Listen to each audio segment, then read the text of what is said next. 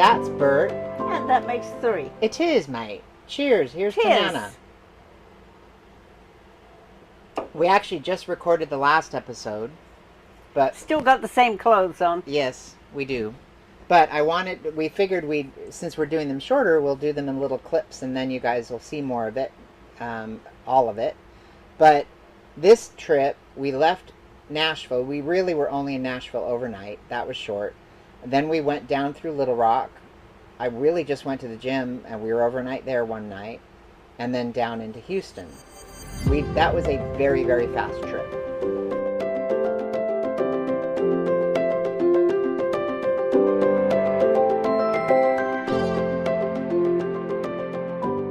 Right? Yeah, that whole first half of our travels, there was a lot of fast trips in there. And I want you to know, that's after you promised me that we weren't going to drive 4 hours in a day.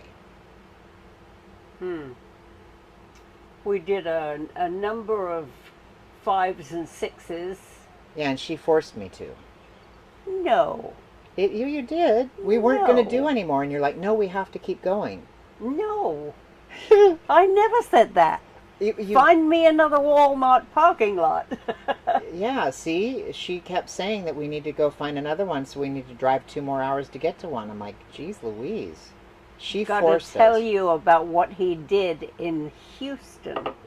So we landed in Houston actually quite late that night, and we were at the park there. I can't remember the name of the park. I can't either, but it was a beautiful park, and we were on a lake. Yeah, we literally were backed up to the lake. We had great shade, which I was worried about because in Houston, it was a window of a season that was quite warm, actually. It was in November. And we'll talk a little bit more about the stuff we did while we were there on the next episode. We just want to talk about landing there, and it was all your fault. So we ended up getting, we got there late at night, and I backed in really well, didn't I? But the trees were pretty low hanging, so it's scraping up on the sides, actually. Not the top, but the sides were scraping because it was just at the tip of the edge and it was coming across our windows. And we pull in, and the next day she wanted me to angle the RV a little bit differently so we had more yard space. Oh, What? oh, the lies. I might have had something to do with that part. Yeah, you did. So what I did was the next day, actually the next evening, after we debated about it Because all he didn't day. want everybody to see what he was doing. Right, that's true, huh? Yeah. So I pull out, and I had to angle the RV a bit differently. Well, the thing I hadn't thought about is the distance between my back tires to the back of the RV is a fair amount of distance. And I forgot about the pivot that's involved on that. So as I pulled out, I was pulling that way to be able to come this way to be able to back in at an angle better, so we had more lake view from our windows and stuff. And as I did it, I swung enough that I took the electrical and water pipes with us. And so I'm like, oh crap. Oh, I just swore. I've been doing That's better. not. I don't think crap is a swear word. Do you guys? Is No. it a swear word? No. I don't know. Sue might think that's a swear word. And she's a higher authority than I am. And Anyway, anyway, I was like, and this is me. I don't know why I do this, but when I am like shocked or startled, I don't stop. I should stop, get my wits about me, and so my adrenaline's shooting through the roof because I can So was see. the water. Oh, it really was shooting like it was like I knocked a fire hydrant off. Yeah. I mean, it was like full pressure, right up, and instead of stopping, I continued thinking that I had just barely nicked it, but no, I took it with us even worse, which actually screwed up the framework of the RV. So I like have this snag of facade or whatever it is coming off the RV a little bit. And I'm like, bugger it and all. Who don't get it in the middle of the night to bugger it? And I'm like, I can't believe I just did that.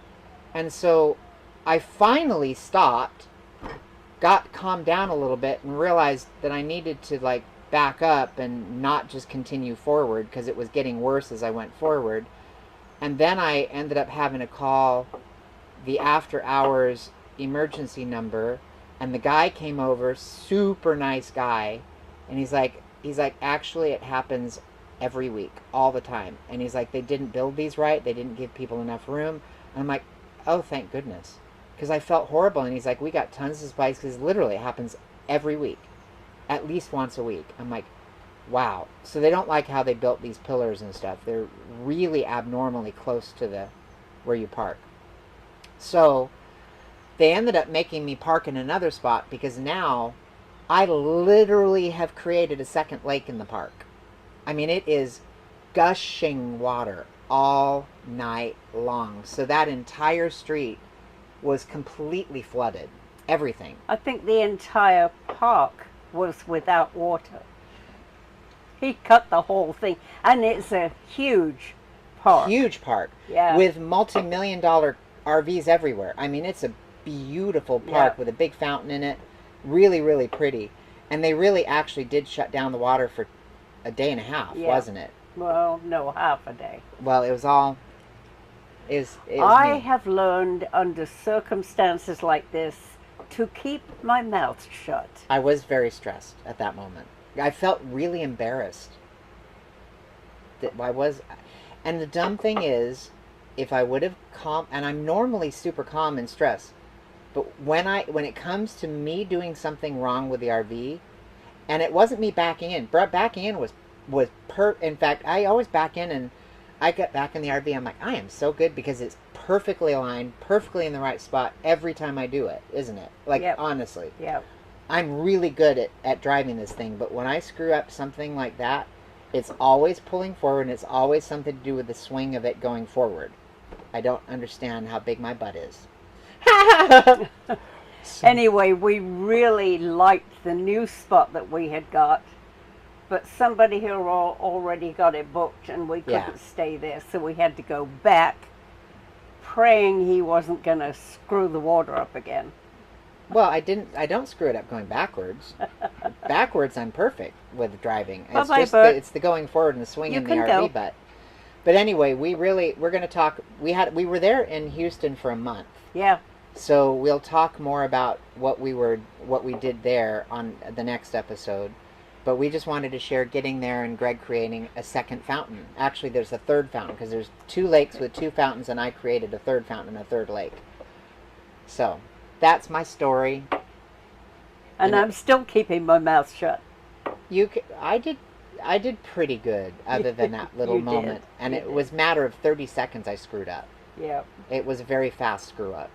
It was a very fast screw up with very large consequences. And I have to tell you, it happens enough that I told them I'd pay, and they're like, no, really, this happens all the time. We're not going to make you pay for this. I'm like, wow, because they had to bring a plumber out and fix the whole thing and repipe it, and they didn't charge me a dime for it. So I'm really grateful, and they didn't charge my insurance, nothing. Nope. So I was grateful, and we really had a lot of fun. And the staff there were fantastic. Great little pool, and it felt very much like a resort. Like, genuinely felt like a 5-star resort kind of feel. It was beautiful. It was good. That episode where we walk around the lake, that's where we were when we did that. Yep. So now you have a time frame of when we were really there and when we're recording. We're very far in arrears. But it was fun. We had a good time there. So that's the story for today. And we've got more fun stories. Bye, guys. Love ya. Bye.